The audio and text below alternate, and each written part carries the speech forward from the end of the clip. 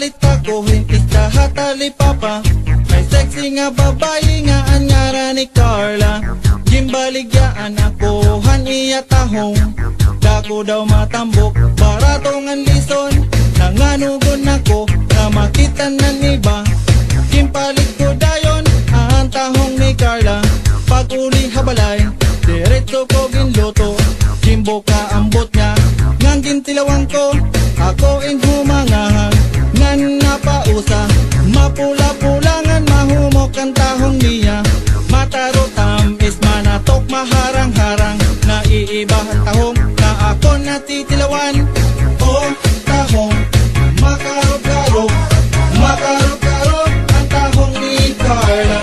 Oh tahong makarog-karog, makarog-karog ang tahong ni Carla. Gintistingan ko liwat pagprituha.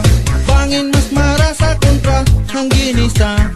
Ginhugasan hin maupay ngang ginsunad. Timpahiran hin margarin nga diri magmaluad.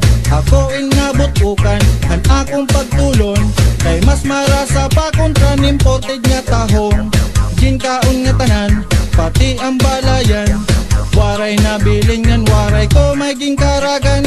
Nanyurog ka nagtuhod nganan akong paa.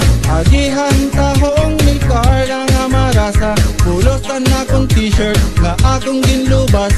Agihang paggawas ha aking balhas.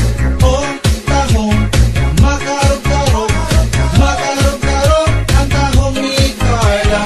Oh tahong makarog-karog, makarog-karog ang tahong ni Carla. Oh tahong makarog-karog, makarog-karog ang tahong ni Carla. Oh tahong makarog-karog, makarog-karog ang tahong ni Carla.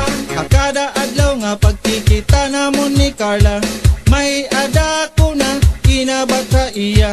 Nagkakagusto na ako kang Carla. Agihang tahong niya nga marasa. Pag sumati ko nga gusto ko hiya.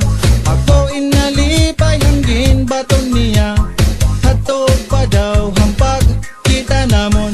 May ada na daw hiya. Gusto na ha akon paglabay lahin. Mga tulog ka bulan, nagdesisyon kami nga magpakasal ng simbahan.